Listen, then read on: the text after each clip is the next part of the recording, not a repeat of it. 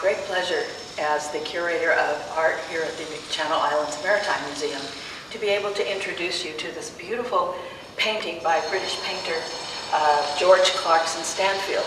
This was painted right around 1850, and it's about 200 years after the Dutch have established this style of painting, which is devoted only to a seascape and to the boats and the weather that are around them. And so I'm excited to talk to you about this painting because we looked at an earlier Dutch painting from the 1600s in which the palette of color consisted of just brown and blue and white and could be mixed to make beautiful grays. In this case, Clarkson Stanfield is a British painter, and he is painting a very similar design to those of the Dutch Baroque seascape painters from well more than 200 years before. So we see a beautiful seascape here with a low horizon, as if we were in Holland. We see a wonderful, almost a still life painting here of two sailors in their fishing boat here. And we get to look right down into the boat and see what's in the boat as if it were a setting on a table. But behind that, look at the wonderful detail that sets the scene for the setting for this. Like the Dutch, as if this were a Dutch scene, although it's being painted by an English painter, we have dikes that keep the ocean back from the reclaimed land in Holland. We have a lighthouse out here.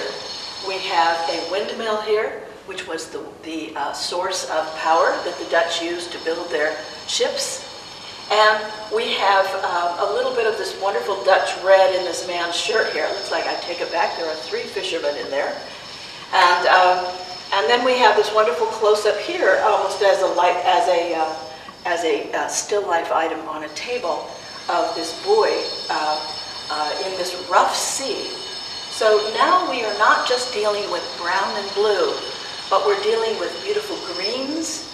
In this case, a yellow green in the water that's close to us, a kind of gray or blue green as the water gets farther away, a wonderful purple gray up here in this cloudy sky, and these wonderful rich ochres and yellow ochres and browns that we see throughout in the ships that are depicted.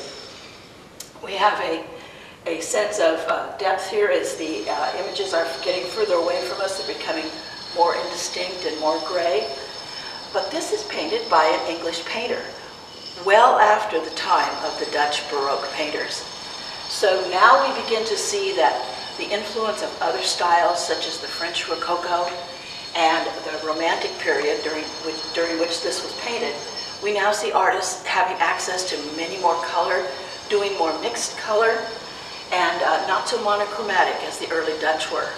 But we still have, interestingly enough, the heroes of our painting are everyday people who are at work in their fishing boats, and people who are fishing from the dike over here, people who are working on their refurbishing their ships here, and just for a little bit of touch of distance, right next to the buoy we have a wonderful bird, and coming from the distance we have a line of birds coming, and that gives us a wonderful sense of like the overall atmosphere here of space as the artist is describing it.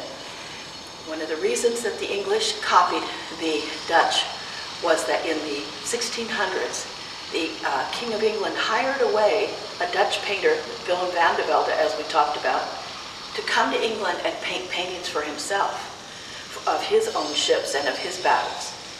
The problem was that he didn't hire his own English artists to work for him. So wherever English artists were trying to get the king's favor or to become marketable with their work, they copied the Dutch because that was what the king approved of, the English king. And so once again, the English have acted as emissaries to pass on those beautiful ideas of the low horizon, the attention to the weather, and the effect of wind on the water as it affects also the sails of the ships. Excuse me. that Dutch tradition is passed on, but changed now that we're becoming, coming down the centuries and more materials are available. This is one of my favorite paintings in the collection because of the variety of beautiful grays, gray greens, and gray purples, and the wonderful detail here of the men in the boat as they are sailing on these choppy seas. I hope you will enjoy it as a kind of a landmark halfway between our Dutch masters and the development of the seascape as it comes into the hands of the Impressionists in the 1800s, and then down in the hands of artists from the 20th century and the 21st century, where we'll see still this tradition of realism and acute observation of the details of the weather. Thanks.